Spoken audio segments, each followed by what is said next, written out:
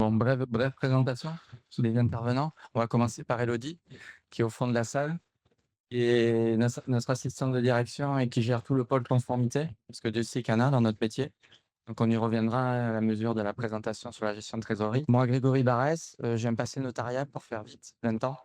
J'ai rejoint le groupe Ereka il y a 5 ans, mais j'ai toujours travaillé depuis 25 ans auprès d'une agence particulière, c'est Andernos. Et donc, on s'est rencontré avec Fabien il y a 5 ans. On a monté un laboratoire sur la partie PNB, c'est-à-dire Ereka Purin dans le bassin. On a usité, on a essuyé les plâtres, et là, aujourd'hui, on s'est lancé sur le groupe depuis 6 mois, un an, juridiquement. Voilà. Et moi, donc Fabien Salin, ancien banquier privé, et donc on a créé en effet ce cabinet pour accompagner toute la clientèle, qu'elle soit personne morale ou personne physique, dans tous les axes de la gestion de patrimoine, et pour ma part, plus dans la partie gestion d'actifs et investissement immobilier de défiscalisation, et qui n'est pas le sujet du jour. On est très complémentaire avec Grégory, puisqu'on n'a pas une approche purement économique, c'est-à-dire on place un produit, on place une solution, et surtout on a un regard avec de la hauteur pour dire que cette solution-là, si on la propose, c'est qu'on a une vision civile, juridique, économique de prédominance pour le client. Donc, merci à tous d'être là. Déjà, on voulait remercier déjà le pôle communication qui est à côté en train de régler la partie technique de l'intervention. On voulait remercier Erika Puriel Mérignac pour nous recevoir aujourd'hui, pour ce petit déjeuner. Juste avant que Fabien aborde le sujet du jour, la gestion de trésorerie, on voulait repositionner un peu le pôle patrimonial. Donc, vous voyez les solutions ici, à l'intérieur du groupe Erika Puriel. Aujourd'hui, on est filialisé juridiquement. Le groupe est à l'intérieur de Patrimoine Pluriel, donc on intervient sur toutes les agences. En gros, de la Vendée jusqu'à Bayonne. Donc, on fait partie intégrante du groupe. Aujourd'hui, le groupe, c'est 21 agences gérées par 21 associés, renforcées par un peu plus de 300 collaborateurs, des pôles de compétences que vous connaissez déjà, auprès de 7000 clients, voilà, avec qui on œuvre pour accomplir les missions que vous nous confiez. Donc, voilà quand je vous dis les pôles de compétences, voilà ce que vous avez: le socle expertise comptable que vous connaissez tous, et c'est la mission principale. Et après, à la mesure du temps, se sont additionnés tout un tas de pôles de compétences. On a essayé de regrouper la partie un peu plus liée à la gestion de patrimoine dans son grand ensemble. Donc la gestion que vous connaissez, le pôle gestion, le pôle droit des affaires, notre partie à nous, et sans oublier la protection sociale, qui a un intérêt évidemment pertinent dans toutes nos études. Voilà, n'oubliez pas non plus les services administratifs. Vous allez tous passer à la facture électronique, un grand moment. Il ne faudra pas louper l'échéance parce qu'elle est importante. Elle est qualifiée par l'État en tout cas. Voilà, le pôle informatique, bon, je ne vais pas les reprendre tous, l'intervention en commissariat aux comptes. Voilà, donc tout ce schéma, voilà, vous permet d'additionner des services pour les missions qu'on propose. Dans la stratégie patrimoniale, on va juste vous reprendre très rapidement parce que c'est pas le sujet du jour, mais la méthodologie de travail, très rapidement. Bien évidemment, dans les interventions, on démarre d'un audit patrimonial, pas forcément à chaque fois, ce sont des missions ciblées. Et l'audit patrimonial nous permet d'évaluer la valeur nette du patrimoine, de remettre en accent sur la dimension revenu, sans prendre la place de l'expert comptable et qui vous suit peut-être aujourd'hui sur cette partie-là. Revaloriser le patrimoine par rapport à la dimension IFI. Définir le montant des droits de succession, très important, c'est tout l'enjeu de notre intervention. Vérifier la trésorerie disponible, pour savoir si on peut couvrir ses droits. Ça, c'est les 4 premières grandes étapes. Et ensuite, analyser bien entendu la succession, tant au niveau juridique, et savoir bien évidemment si on peut anticiper cette succession. Voilà, par les leviers que vous connaissez, donation lait, et en s'additionnant les processus fiscaux et juridiques tels démembrement, dispositif du trade. Voilà, une fois que cette donation, si c'est le cas et si c'est envisageable et cohérent dans le patrimoine du client, effectivement, quand elle est qualifiée, on passe à un accompagnement personnalisé sur la constitution des lots dans le partage. Voilà, c'est des dimensions que dans la gestion de patrimoine, on n'en met pas souvent, mais qui sont Dieu sait importants pour apaiser en fait l'ouverture de la succession. Voilà, le jour où ça arrive, on a anticipé beaucoup de choses. Donc pour constituer ces lots qui vont permettre, par exemple, quand vous avez un enfant qui a fait une entreprise, pour équilibrer les choses avec les autres, et on opère souvent des divisions foncières, une mise en copropriété, la vente immobilière adaptée, c'est-à-dire un bien qui n'est pas forcément satisfaisant le patrimoine général immobilier, qui est peut-être un peu dans le temps un peu moins rentable, et en le vendant, on constitue une trésorerie qui va peut-être compenser une valorisation d'entreprise qui serait donnée à un enfant plutôt qu'à un autre. Voilà. Tout ça, on opère un suivi, un accompagnement là-dessus. C'est en relation, bien sûr, avec tous les types d'experts qui interviennent dans ce genre de processus, géomètres, diagnostiqueurs et auditeurs du bâtiment. Voilà. Donc ça, c'est le processus d'accompagnement sur la partie transmission. OK ? Ce qu'il faut se dire, c'est qu'on a 2 focales importantes. Nous, quand on travaille, c'est la cellule familiale, quelle qu'elle soit, qu'il y ait des enfants ou pas, collatéraux, frères et sœurs, parents, ascendants. L'idée, c'est de qualifier et d'analyser l'union qui vous unit avec votre partenaire votre conjoint, régime matrimonial, Pax, union libre, et de savoir si cette union est effectivement à un moment donné de votre vie dimensionnée et paramétrée avec l'activité professionnelle et surtout sa croissance. Voilà. Est-ce que le régime matrimonial a été bien sécurisé, bien choisi au départ, et ici correspond avec les objectifs que vous êtes fixés? Voilà. Ça, c'est la première focale. Et la deuxième, c'est évidemment la pérennisation de l'entreprise en cas d'aléa. Voilà. Qu'est-ce qui se passe si le dirigeant n'est plus en capacité de gérer l'entreprise? Assurer la continuité de l'entreprise. Donc, vous savez, vous allez entendre tous parler des mandats de gestion future, enfin des mandats de protection future, des mandats à effet posthume qui nous permettent de pallier l'absence du dirigeant ou son décès. Donc, on accompagne sur l'audition de l'entreprise, sur le choix du mandataire, la capacité des pouvoirs qu'on va lui laisser, voilà, dans le temps. Et on assure un suivi de cet opérationnel. Et tout ça avec toujours en qualifiant les objectifs clients, hein, ne pas les oublier. Et en mission complémentaire, on intervient bien entendu sur les baux d'habitation commerciaux. On assure beaucoup de médiation sur, vous devez vous en douter, entre bailleurs et locataires commerciaux. Voilà, il y a beaucoup de conflits. Et pour éviter la dimension judiciaire, on assure une certaine médiation. Et toujours en collaboration constante avec le pôle juridique du cabinet et plus généralement avec l'expert comptable qui est en charge du dossier. Voilà pour la présentation rapide, ce n'est pas l'objet du jour, mais pour vous mettre une focale sur les zonages habituels d'intervention. Donc là, on va faire un petit focal, comme c'est le thème de la matinée, sur l'axe économique. Et dans l'axe économique, c'est encore très large. Et donc, on va faire un focal sur la gestion de trésorerie d'entreprise. Sa trésorerie d'entreprise est-elle optimisée? Pas moi qui vais répondre, c'est vous.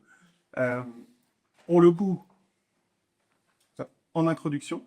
Donc, beaucoup d'entreprises ont de la trésorerie, alors qui varie en fonction du secteur d'activité, en fonction de la conjoncture, bien entendu. On se rend compte qu'elle est souvent peu optimisée, peut-être par choix, mais peut-être aussi par méconnaissance, et surtout peu sollicitée. Pourquoi? Parce que la trésorerie d'entreprise, on va le voir, c'est assez simple de la laisser au sein de son établissement bancaire de prédilection, ou de ses établissements bancaires si nous sommes multibancarisés. Et donc l'objectif de cette présentation ce matin, c'est de vous faire connaître, si ce n'est pas le cas, hein, puisque ça va être assez généraliste, vous faire connaître quelles alternatives il y a dans cette gestion de trésorerie d'entreprise, au-delà de l'établissement bancaire traditionnel, et notamment tout ce qui est compte à terme, déco à terme. Donc une question centrale, c'est votre trésorerie sert-elle votre stratégie d'entreprise et votre développement patrimonial? En amont d'être sollicité, il y a quand même des bonnes questions à se poser. Les questions, elles sont assez simples. C'est quelle durée réelle d'immobilisation des fonds je suis capable de mettre en place? Sur quel montant? Puisque quand on a une gestion de trésorerie d'entreprise, on va le voir, un besoin en fonds de roulement et un excédent de trésorerie. Donc on va voir sur quelle durée on peut les immobiliser. Quel risque acceptable pour l'entreprise? C'est-à-dire, est-ce que je suis capable de prendre du risque sur la trésorerie d'entreprise? Et si oui, jusqu'à quel niveau? Quel objectif de cette trésorerie d'entreprise? Est-ce que je veux du rendement et en récupérer le fruit du capital, enfin, le fruit des intérêts liés au capital placé? Est-ce que je veux transmettre ce capital? Est-ce que je veux avoir de la croissance, de la capitalisation? Ou est-ce que je veux que ces fonds-là, à un moment donné, me servent dans le développement de mon entreprise et donc de pouvoir nantir ce contrat au profit d'un effet de levier du crédit? Voilà, il y a plein de questions à se poser en ce sens. Et sur quelle structure? On en parlait un petit peu avec certains d'entre vous en préambule. On a souvent l'idée de se dire, la trésorerie d'entreprise, c'est que pour ma société d'exploitation. Quand on n'a qu'une société d'exploitation, de fait. Mais quand on a une société d'exploitation, qu'on a une SCI, on a développé un patrimoine et qu'on a une holding, par exemple, quand on a une holding, on peut placer une trésorerie, en tout cas gérer une trésorerie d'entreprise sur n'importe quel statut juridique. Il faut le savoir. Que ça soit sur une holding civile, patrimoniale, que ça soit sur une société d'exploitation, SA, SAS, SASU, URL, que ça soit également sur une SCI. SCI, on n'a pas d'emprunt, donc pas de passif, on n'a pas de charge, très peu, il y a des loyers qui rentrent, plus ou moins importants, la trésorerie s'accumule, on se dit, ben, je la laisse comme ça. Donc on est capable également de la gérer. Donc toute forme juridique, bien entendu. L'offre bancaire traditionnelle, petit focus sur cela. Je pense que bon d'entre vous connaissent l'offre bancaire traditionnelle aujourd'hui. Très souvent dans la gestion de trésorerie, c'est le compte à terme. Donc le compte à terme, je le rappelle, hein, c'est un compte d'épargne qui permet de placer l'argent dans un organisme financier avec, une fois que c'est placé, une durée définie, en général de 1 mois à 5 ans. Pendant cette période, l'argent est bloqué. Alors bloqué, on peut la récupérer, il y a souvent un préavis. Et ensuite, le taux d'intérêt applicable, il est connu à l'avance. Très sécuritaire, pas de perte en capital. Les rendements compris entre 1,5 et 2,5 brut selon les durées. Très simple, très rapide. Les banques, en général, sont très agressives sur le sujet. En tout cas, depuis 2 ans. On a connu, vous le savez, une décennie qui était exceptionnelle, voire lunaire, avec des taux monétaires qui étaient voire négatifs à un certain moment. Donc, le sécuritaire ne se rémunérait pas. Donc, qu'est-ce qu'a fait l'investisseur? On a investi en immobilier. Tenté, on ait pu le faire. Et depuis 2-3 ans, remontée brutale des taux, le sécuritaire revient au devant de la scène, en tout cas en termes de rendement. Donc, l'offre bancaire s'est positionnée et rapidement a mis en place des comptes à terme. Fallait le faire. Quand il y avait du 4% de garantie, fallait en profiter. Maintenant, est-ce que c'est toujours le cas? Les taux ont reconnu une stabilité un peu, ou baisse des taux, et donc forcément, baisse du rendement du sécuritaire. Est-ce que c'est toujours opportun d'aller sur ce type d'enveloppe?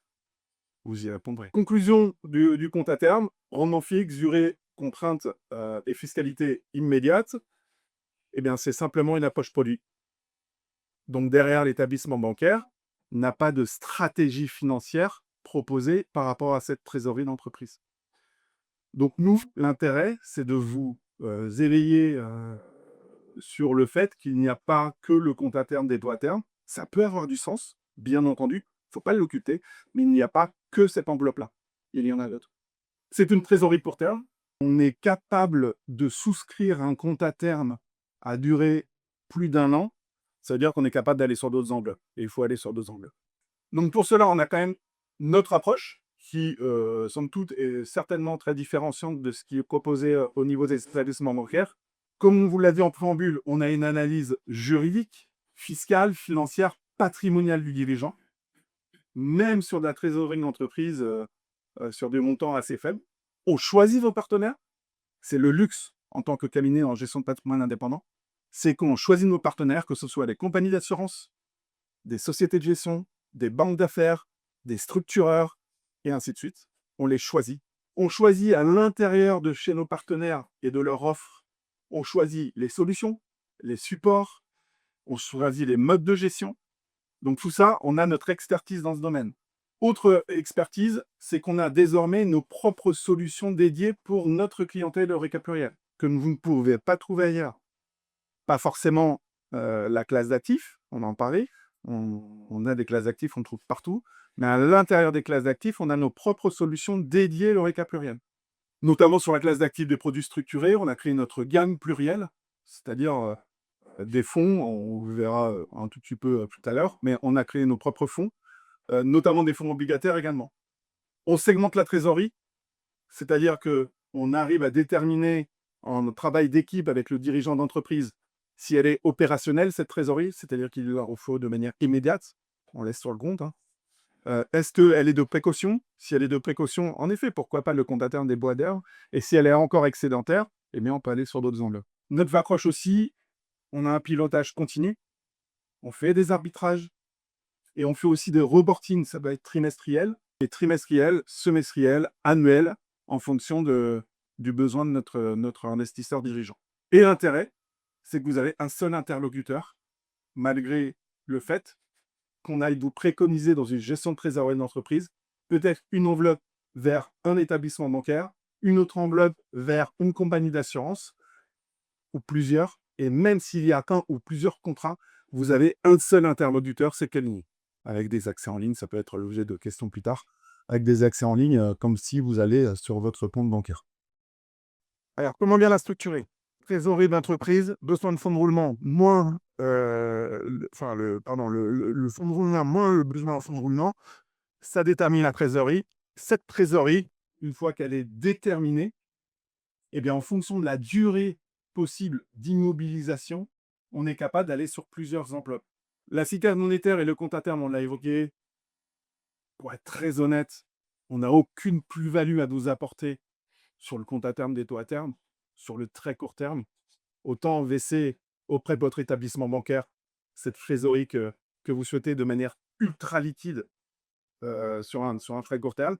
Par contre, passer 6 mois, par exemple, eh bien là, on a des solutions à vous apporter. On va faire une focale ce matin sur 2 enveloppes. Vous vous en doutez, on ne peut pas tout faire. Il faudrait 3 heures.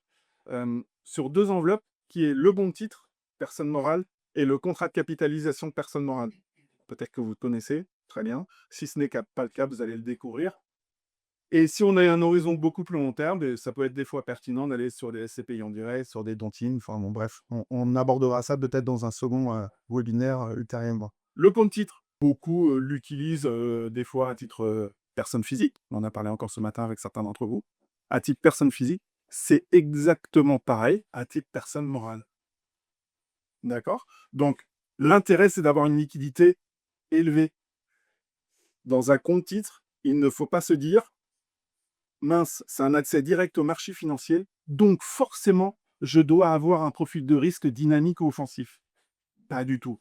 Dans les comptes titres ordinaires, personnes morales, on peut très bien mettre des fonds monétaires, des fonds obligataires, avec comme objectif vous apporter un rendement plus important que le compte à terme dépôt à terme. Si on apporte un rendement plus important que le compte à terme dépôt à terme, on a gagné.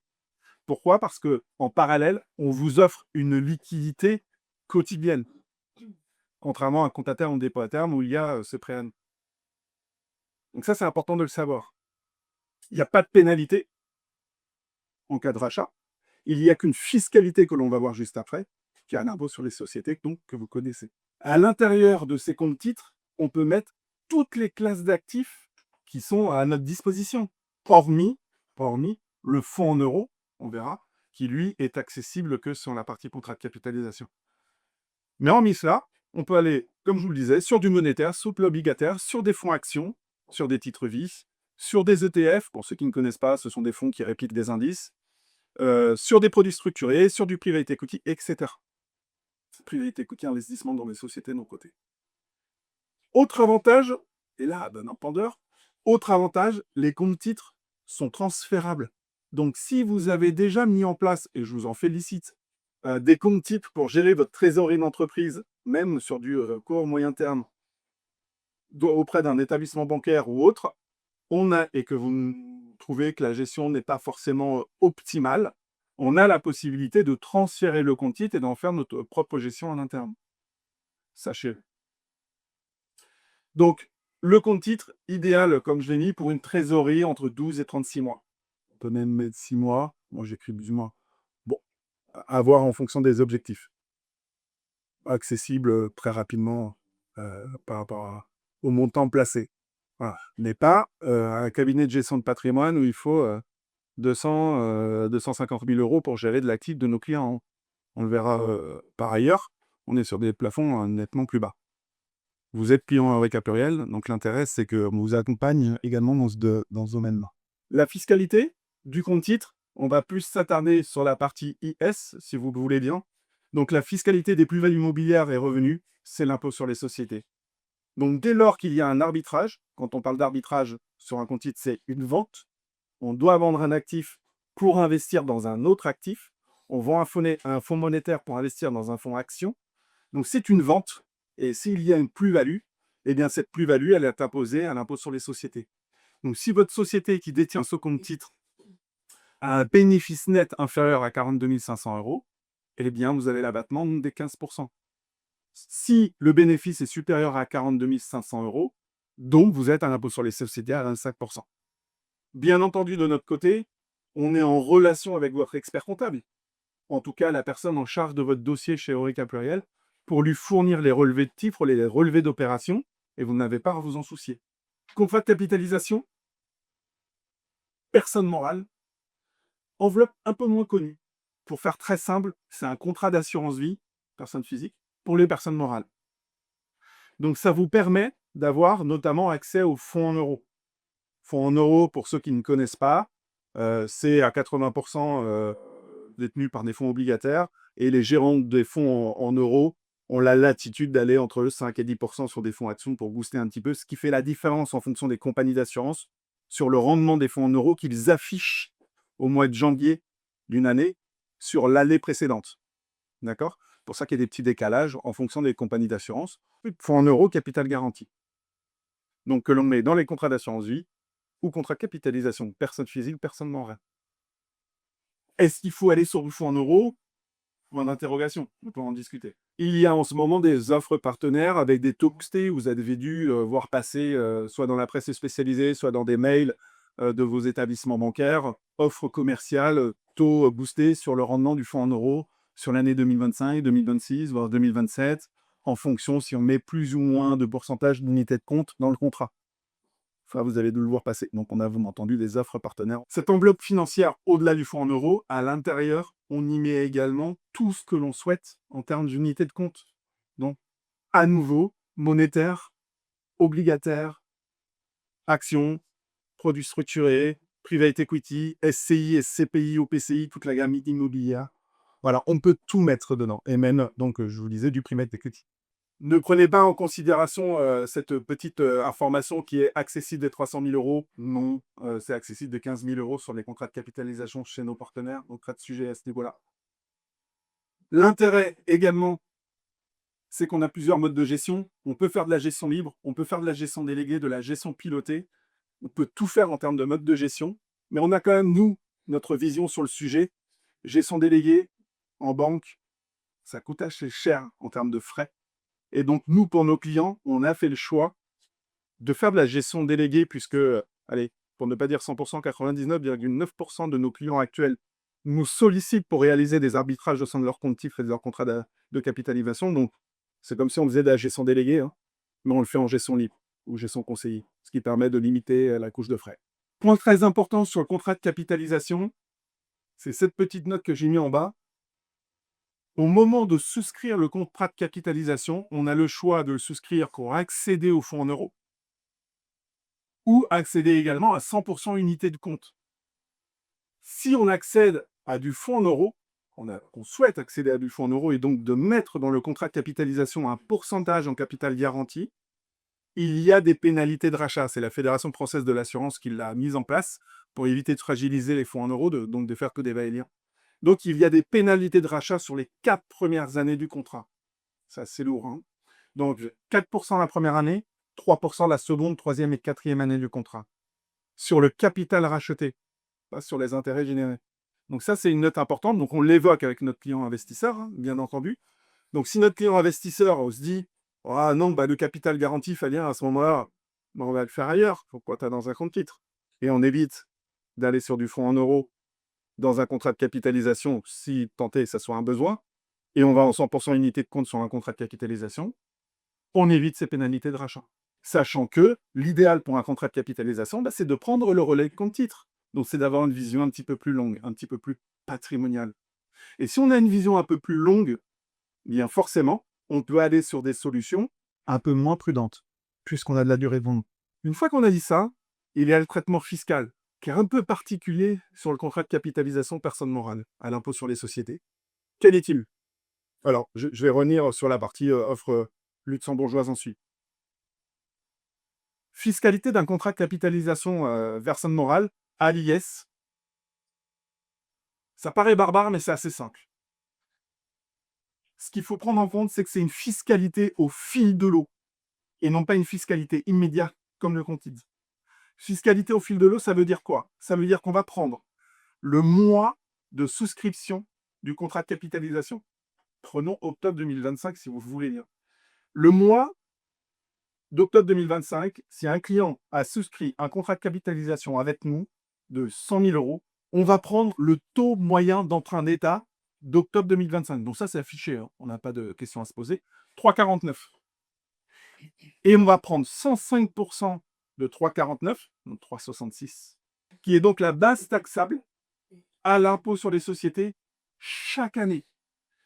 Donc 100 000 euros fois 3,66, ça veut dire que pour quelqu'un qui investit sur un contrat souscrit sur un contrat de capitalisation 100 000 euros en octobre 2025, il va avoir une fiscalité en base taxable de 3 664 euros l'année suivante. Cette base taxable va être donc fiscalisée à l'impôt sur les sociétés. Donc si on est en bénéfice, toujours pareil, inférieur à 42 500 euros, 15% de 3 664 euros. Si on est au-delà, 25%. Qu'on fasse des rachats dans l'année ou pas, faut l'anticiper. D'accord? c'est pas une fiscalité supplémentaire, hein. C'est une fiscalité au fil de l'eau, mais elle n'est pas additionnelle à une fiscalité traditionnelle. Pourquoi? Parce que le jour où vous souhaitez récupérer une partie de votre capital et du contrat de capitalisation, que ce soit partiel ou total, eh bien, on va venir comptablement reprendre toute la fiscalité au fil de l'eau antérieure. Et si vous devez payer une fiscalité, on va venir déduire ce que vous avez déjà payé. Mais il faut l'avoir en compte. Il faut connaître. OK? Bien entendu, cette donnée-là, encore une fois, on est en lien avec votre interlocuteur en charge de votre dossier chez Banque Actuarielle. On a fourni tous les documents nécessaires. Donc, pas de stress. Vous vous en doutez, quand il y avait un taux moyen d'emprunt d'État qui était quasiment négatif sur cette dernière décennie, il n'y avait pas de fiscalité au fil de l'eau. Étant donné que c'est le mois de démarrage, j'insiste. Une fois qu'on s'est dit ça, on a une offre complémentaire qui est très large dans les contrats de capitalisation. Donc, impôt sur les sociétés, vous l'avez compris, français, un contrat de capitalisation français. On a également toute une offre luxembourgeoise et suisse. C'est un peu dans l'air du temps. Avec ce qu'on connaît sur la conjoncture actuelle, la partie politique, etc. Donc, on a beaucoup de demandes de renseignements sur cette offre-là. Donc, très simple, on a des contrats de capitalisation sous supervision luxembourgeoise de droit français. Et on a des contrats de capitalisation avec des pure players luxembourgeois avec des fonds déposés en Suisse. Donc, avec toute l'expertise des gérants de fonds suisses. Bon, l'intérêt sur cette offre-là, c'est ici, c'est le triangle de sécurité. Donc, c'est un cadre ultra réglementaire et qui est très strict, qui a quand même son importance, avec notamment la notion de super privilège, puisque quand on est détenteur d'un contrat de capitalisation luxembourgeois, on est premier créancier de ces fonds, contrairement à la France où on est sixième ou septième créancier quand même, en cas de faillite de la compagnie d'assurance. Sécurité des actifs, en cas de défaillance aussi de la compagnie d'assurance, ils dispatchent en fait les fonds de la compagnie d'assurance des fonds déposés par le client. Ça, c'est important à savoir. Et troisième notion, c'est qu'il y a un contrôle trimestriel des commissaires aux assurances, donc un organe de régulation du système luxembourgeois, qui vient valider qu'il y a bien un dispatch entre les fonds du client et les fonds de la compagnie d'assurance. Et ça de manière trimestrielle. OK? Bon, on va sur des gros faiseurs, vous en doutez, on va sur des petites compagnies luxembourgeoises. On est vraiment sur des gros faiseurs. Et notamment, on travaille énormément avec Lombard International sur le sujet. À l'intérieur de cette offre luxembourgeoise et avec des fonds déposés en Suisse, on a deux stratégies, même trois, c'est-à-dire inférieur à 250 000 euros, à partir de 250 000 euros et supérieur à 500 000 euros. Bon, je ne vais pas rentrer dans le détail, mais on a des fonds intermédiaires et les fonds d'assurance spécialisés avec des stratégies. Cas concret, avec 150 000 euros de trésorerie, ne prenez pas cet exemple d'allocation d'actifs comptant. Hein. On peut tout faire, vous l'avez compris. C'est juste pour vous donner un peu un ordre d'idée. 50 000 euros sur un compte titre. Vous vous en souvenez, compte titre, on essaie de battre les comptes à terme, dépôt à terme, sur un laps de temps court, d'accord, entre 6 mois et 2 ans, 2-3 ans. Donc, il faut de la liquidité constante. Donc, on va aller sur des fonds monétaires, sur des fonds obligataires et, si on le souhaite, dynamiser un tout petit peu cette partie liquidité avec des fonds actions bien dispatchés en fonction de l'actualité financière qui aurait du sens. Là, en ce moment, les actions allemandes, on a fait investir nos clients sur les actions allemandes, sur une allocation offensive type ETF, donc des fonds qui répliquent des indices à la hausse ou à la baisse de manière synthétique, sur une petite partie du portefeuille, et puis action monde sur l'intelligence artificielle qui a du sens également. N'est-ce pas? J'ai mis en totale transparence, parce que j'ai là pour ça, les fonds, par exemple, monétaires, on travaille avec, notamment, on travaille avec une dizaine de fonds monétaires, hein, mais notamment, pour vous donner un peu un ordre d'idée de ce qui se pratique, les fonds monétaires, APC de trésorerie IP, le groupe Affici, donc qui est le 3e groupe de protection sociale en France, derrière Malakoff Humanis et GESR, qui fait là sur un an à date 2,56. Voilà, donc 2,56 sur un an, on bat le compte à terme, d'accord? Et surtout, on a une liquidité constante. On sort quand on veut. Vous m'appelez, vous me dites Fabien, j'ai besoin de 10 000 euros liés à mon compte titre. On regarde sur quel fonds il faut sortir des liquidités. Si c'est le fonds monétaire, le fonds obligataire ou même les autres fonds, en 24 voire 48 heures, vous avez vos fonds sur votre compte chèque associé au compte titre. Fonds obligataires, obligations euros, des performances absolues en euros. Bon, j'ai mis juste ces classes d'actifs, mais sur tous les fonds obligataires, on va soit sur les obligations, ce qu'on appelle les investment grade, donc les fonds obligataires sécurisés, dette d'État, dette d'entreprise de grande qualité. Soit on va aussi, on peut faire un mix avec ce qu'on appelle le high yield, donc les fonds, les obligations spéculatives, où là, forcément, qui dit spéculatif, ce sont des obligations un peu plus risquées, et donc avec des rendements forcément un peu plus intéressants, parce qu'on paye cette prime aussi. Donc vous voyez, dans cette allocation d'actifs, on est à 80% monétaire, obligataire, pour se passer. Les obligations, chez Odo BHF, qui est une banque d'affaires, sur du crédit short duration, donc très courte duration, sur un an, on a fait 4. Sachant que l'année dernière, on a fait 8. Pour vous donner la tendance baissière sur l'actif sécurisé en termes de rendement. Je pense en 2024, c'était une belle année. Bon, nos clientes ont fait du 8 sur l'obligataire, et ils nous remercient quand même. D'accord? Sur un profil de risque obligataire, 2 sur 7. Donc en termes de volatilité, on est très très bas. Et puis le reste, on peut ou pas diversifier en besoin.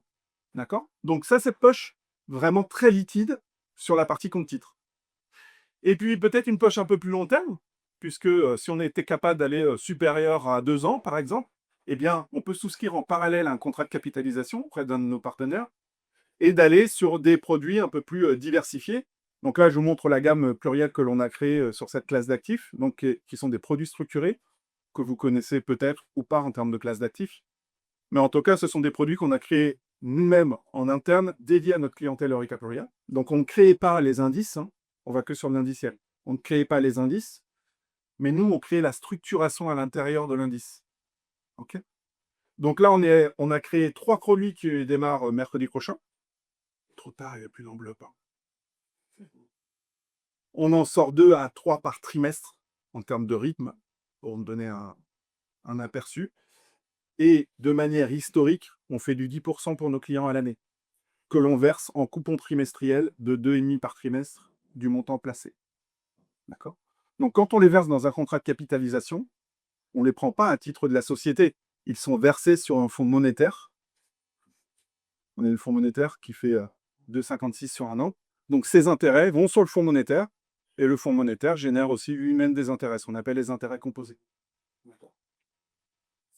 Et donc, sans rentrer dans le détail, on est allé sur l'indice des 20 plus grosses capitalisations boursières dans les matières premières, zone euro. On est allé sur l'indice du luxe, les 10 plus grosses capitalisations boursières dans le secteur du luxe, Europe, Amérique du Nord.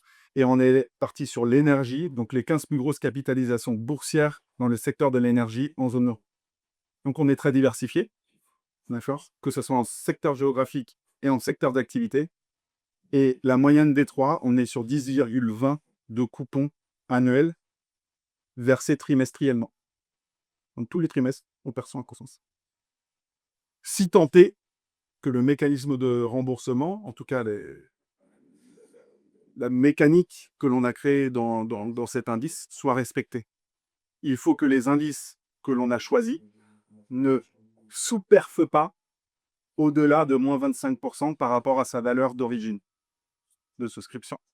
Moins 25% sur des indices, on commence à être sur du mini-crack. D'accord? Donc, même jusqu'à moins 25% sur les indices, on fournit quand même un 2,50 de coupon trimestriel.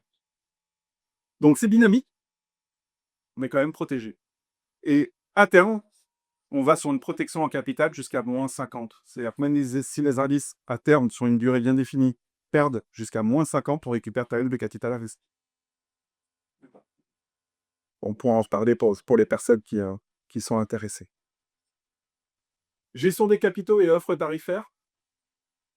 Donc, les comptes-titres à partir de 50 000 €, on est obligé de donner un seuil, hein, ne voyez pas de mal par rapport à cela. Vous avez 30 000 € de trésorerie excédentaire, contactez-nous. D'accord? Mais on met quand même un seuil, donc on dit à partir de 50 000 €. Pourquoi? Parce qu'on est une activité très réglementée et contracter un compte titre pour vous, c'est avec le statut de conseiller en investissement financier. C'est très lourd en termes de conformité. Donc là, c'est encore Élodie qui est là pour nous épauler, mais c'est très lourd en termes de conformité. Donc ça prend beaucoup de temps. Donc c'est pour cela qu'on met ce seuil. Pour le contrat de capitalisation, à partir de 15 000 €, il y a déjà des offres. À partir de 100 000 €, on a une offre très large. Compte titre à partir de 50 000 €, contrat de capitalisation à partir de 15 000 €. On a des offres beaucoup plus larges sur des montants plus importants, je vous en doute. Et des paliers, donc consultez-nous et on pourra faire le point par rapport à cela. Offre tarifaire, droit d'entrée, tout cela. Eh bien, il n'y en a pas, parce que vous êtes client Eureka Pluriel, vous avez déjà des missions par ailleurs.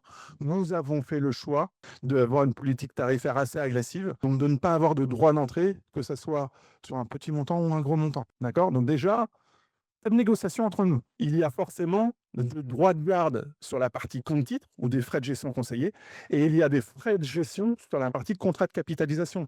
Ça, ce sont les assureurs, et donc on peut en discuter. On a des partenaires qui ne font pas de droits de garde dans les comptes titres. Donc on va peut-être essayer de les privilégier, ceux-là, parce que quand on est sur des comptes titres avec un profil prudent et avoir une liquidité constante, ben, on va éviter d'avoir des droits de garde. On a une petite note finance durable. On a un petit affect aussi là-dessus. Donc on en parle, puisque nous sommes dans l'obligation d'en parler depuis quelque temps désormais au niveau des contraintes de l'autorité des marchés financiers. Dans les profils de risque, nous avons des questions à poser sur la finance durable. Est-ce que vous y êtes attaché? Est-ce que vous y avez un affect? Si oui, à quelle hauteur de pourcentage dans les allocations d'actifs vous souhaitez souscrire des fonds liés à la finance verte? Et donc ça, on vous pose des questions et on est capable d'y répondre. Et on a tous nos partenaires qui ont une gamme très, très, très large et de plus en plus sur la partie finance verte. Et le dirigeant en lui-même. Parce que là, on a parlé de toute la partie gestion de trésorerie d'entreprise, d'accord? Mais maintenant, le dirigeant, bah, ce qu'il faut savoir, c'est qu'on gère aussi bien la partie entreprise que la partie dirigeant, donc patrimoine financier privé du dirigeant. Donc tout ce qui est contrat d'assurance vie, contrat de capitalisation, personne physique, compte au titre et autres. On se contactera, c'est le but aussi de cet échange, puisque des fois il y a des données un peu privées. Donc n'hésitez pas, vous aurez nos coordonnées, vous aurez à nouveau le replay et ce slide qu'on va aménager un petit peu plus pour vous l'envoyer. Et donc Grégory et moi, nous sommes vraiment à votre écoute sur une seconde partie. En tout cas, merci.